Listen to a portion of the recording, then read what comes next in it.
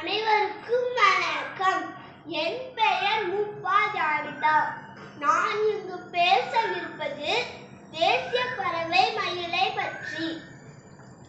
மயில் இந்தியாவின் தேசிய பறவை ஆகும். ஆண் மயிலுக்கு நீண்ட தோகை இருக்கும்.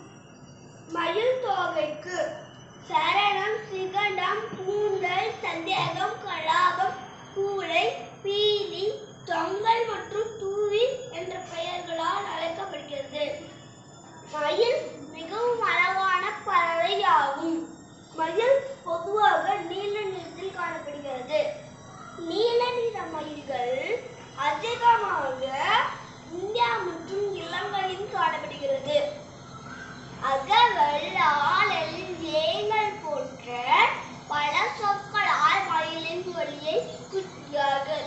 மயிலுக்கு நீண்ட கழுத்து உள்ளது.